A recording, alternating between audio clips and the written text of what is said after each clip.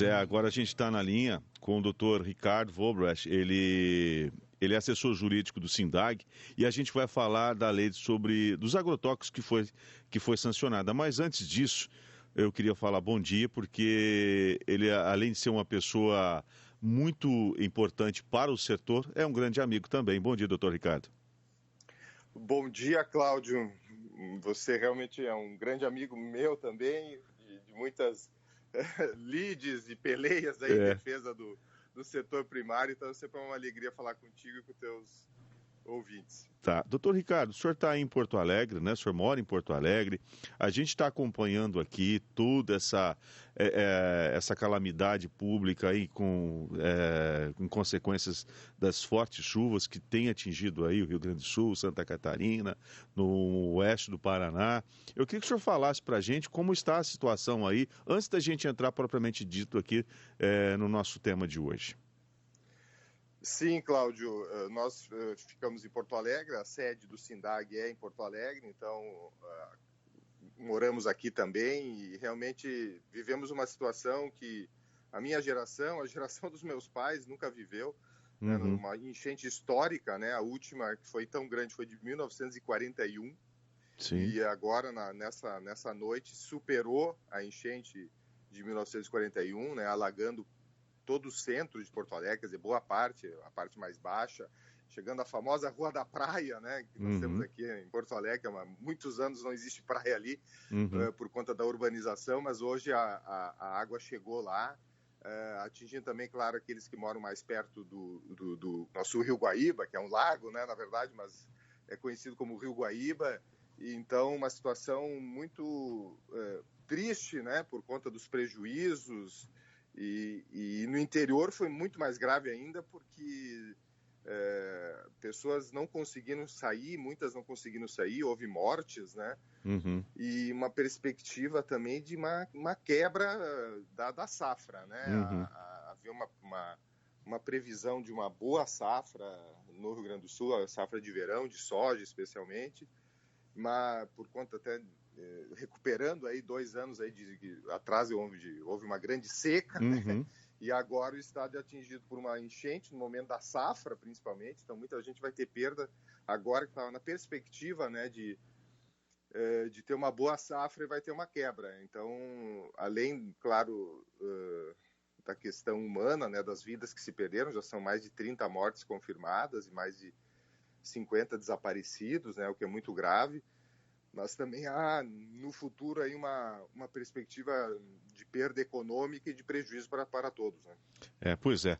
O que a gente precisa nesse momento nós precisamos unir forças para ajudar aí da forma que a gente consegue, naquilo que é possível, ajudar os nossos irmãos aí do Rio Grande do sul do país. Claro, vai ser um período que vai demandar aí um tempo muito grande para a gente recuperar não só a economia, mas principalmente para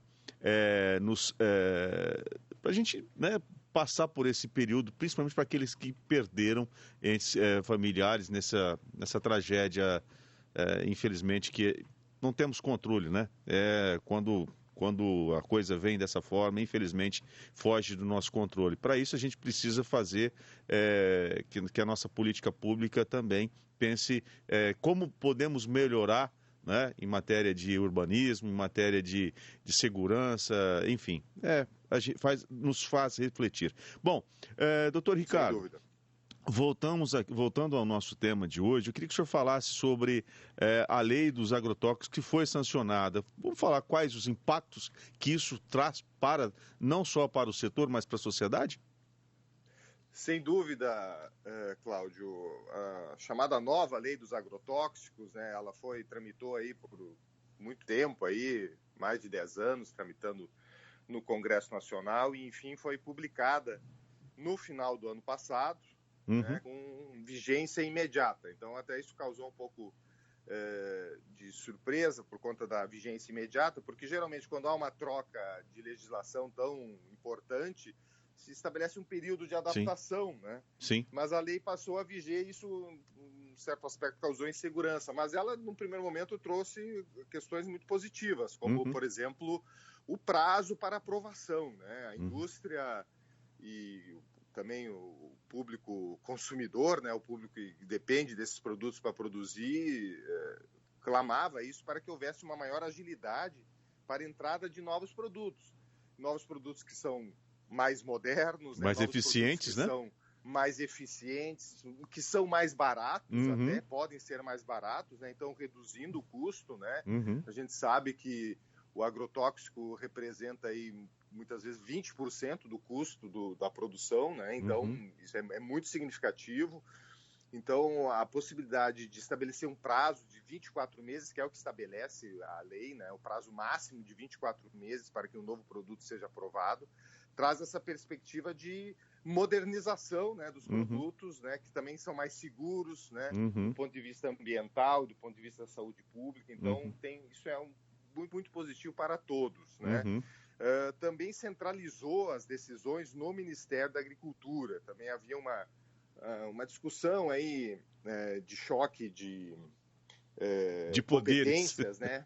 Então, e uma questão também de burocracia e, mais uma vez, de eficiência da máquina pública. Né? Nós precisamos ter um órgão responsável e isso ficou, então, o órgão registrante, né?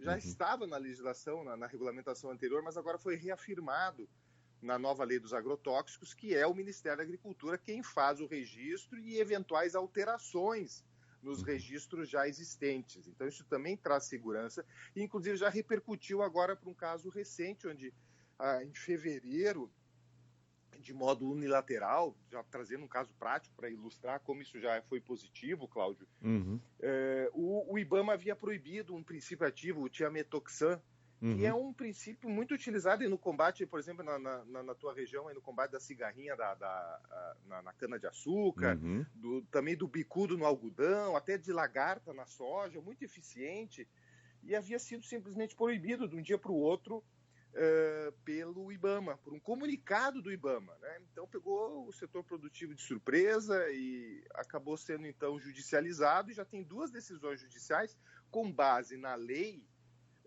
dos agrotóxicos, suspendendo esse comunicado do IBAMA. Então, dizendo, olha, por competir ao Ministério da Agricultura e não ao IBAMA. Exatamente. Quer dizer, deve ser considerado, evidentemente, o estudo feito pelo IBAMA, mas não pode o IBAMA simplesmente proibir, sem sequer estabelecer um prazo de substituição ou indicar um produto, né, que possa substituir esse que está sendo usado, né, no dia a dia aí e com muita eficiência agronômica, né? Então, com isso foi suspenso o comunicado, né, e permanece o direito do uso de produtos com tiametoxan e assim garantindo, né, a boa produção agrícola da qual o Brasil, que é um orgulho, né, para o Brasil. Então isso já teve um efeito prático, né? Queria trazer esse caso para mostrar como a lei dos agrotóxicos já trouxe esse efeito prático para garantir que, bom, então agora vai o Ministério da Agricultura verificar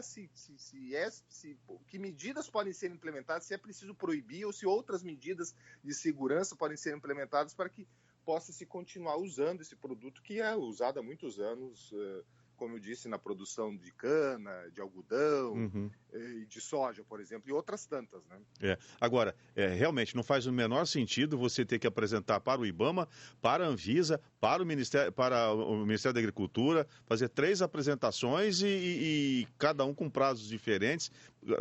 Não faz o menor sentido. Isso realmente é um grande avanço.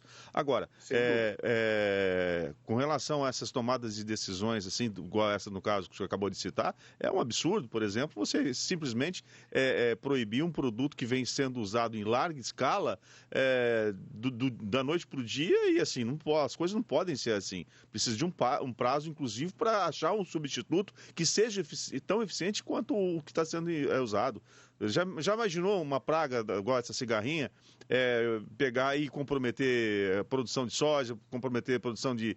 É complicado demais. São decisões, parecem decisões burocráticas, daquelas de pessoas que ficam atrás de uma escrivaninha, sabe, que não tem a menor noção do que acontece no campo.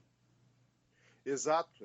Eu acho que nesse ponto a legislação vem evoluindo por conta dessas situações de extremo e, vamos dizer assim, radicais que aconteceram, né?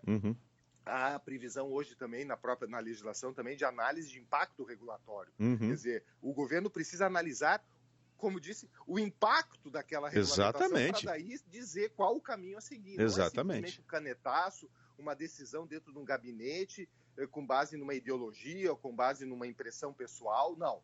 E isso também foi considerado nessas duas decisões que eu lembrei, que é necessário sim fazer a análise do impacto para daí sim se estabelecer se pode proibir, se proibir, qual é o substituto, como você bem lembrou, ou então que outras medidas, porque existem várias medidas na questão de agronômica para aplicação de defensivos que podem ser aplicadas e implementadas que aumentam a segurança e diminuem os eventuais impactos sobre terceiros. Então, isso tudo tem que ser analisado e não simplesmente proibido um produto que, se retirado, talvez vai ser utilizado um pior, né? Exatamente. Tem que ser considerado. Você retira um produto, daqui a pouco o produtor se vê obrigado a usar um produto mais tóxico, ou mais antigo, menos moderno, menos eficaz, né? Então, exatamente. Tudo isso tem que ser analisado. Então eu vejo como isso, acho que realmente nós estamos avançamos nos últimos anos aí com uma legislação então que possa dar mais segurança para o produtor rural e para a produção agrícola brasileira. Exatamente. Não faz sentido, por exemplo, a aplicação, né, principalmente a aviação agrícola, que é tão moderna, tão pautada em tecnologia, eficiência, em regulação. Não adianta você ter produtos que serão aplicados que não fazem parte, né, que não andam no mesmo compasso do que a aviação. Não faz o menor sentido e isso a gente tem que, pelo menos, cobrar. Querem melhorar? Então tá, comecem por vocês.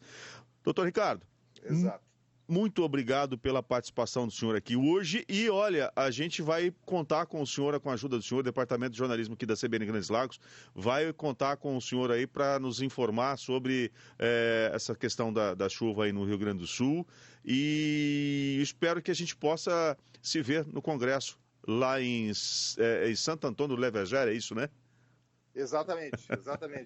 O maior congresso da aviação agrícola do mundo. Exatamente, do planeta. Com muito orgulho, aí nós temos, né, a segunda frota mundial, né, perdemos só para os Estados Unidos.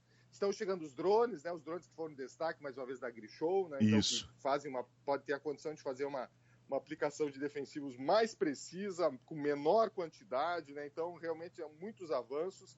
E que o congresso aí em agosto, vai ser realizado 20, 21 e 22 de agosto, da aviação agrícola, vai mostrar mais uma vez, assim como já esteve aí recentemente na AgriShow.